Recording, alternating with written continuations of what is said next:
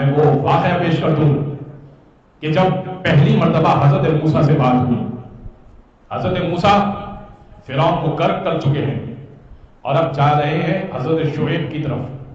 حضرت شعیب کی بیٹیوں سے شادی کر چکے ہیں، ایک کے بعد دوسری بیٹی سے شادی کی ہے، ایک کا انتقال ہوا پھر دوسری سے. 2 بہنوں کو ایک ساتھ نکاح میں نہیں رکھا جا سکتا.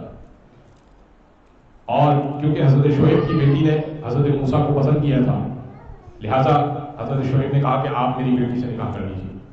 حضرت موسیٰ نے کچھ دیر کے لیے پڑاؤ ڈالا تھا فلسطین میں.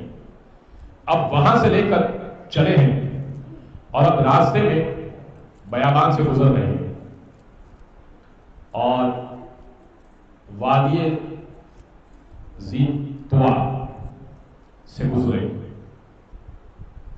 دور سے حضرت موسیٰ کو ایک روشنی نظر آئی تو اپنی زوجہ سے کہنے لگے کہ آپ یہیں، یہ سورہ واقعہ میں یہ سارا واقعہ سورہ طٰہٰ میں ذکر ہے. سارا واقعہ سورہ طٰہٰ قرآن کا 20واں سورہ. زوجہ سے کہنے لگے کہ تم یہیں رکو، میں سمجھتا ہوں کہ شاید وہاں آگ ہے.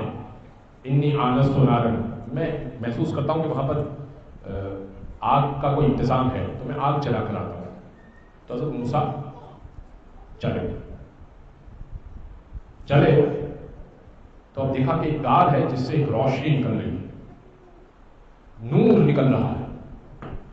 اور جیسے ہی اندر داخل ہوئے، اب یاد رہے حضرت موسیٰ کے پاس ایک عصا ہے تو اجتہے میں تبدیل بھی ہو جاتا ہے اور جب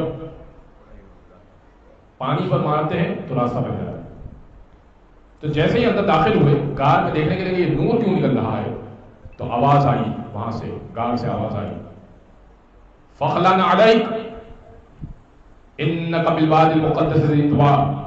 موسیٰ نالین اتار دو، آپ وادی مقدس طویٰ میں موجود ہیں. جوتیاں اتارے باہر، مقدس وادی میں موجود ہیں طویٰ نام کی. میں کہوں گا موسیٰ تم کو نالین اتارنے کو کہا، ابھی آسمانوں پہ نہیں بلایا ہے اللہ نے. محمد کی شان دیکھو، نالین سمیت چلے تھے، اللہ نے نہیں کہا تھا حبیب نالین اتار کے آنا. موسیٰ اور ہے، محمد اور ہے. موسیٰ کی نالین بھی محمد کی نالین کے برابر نہیں ہے.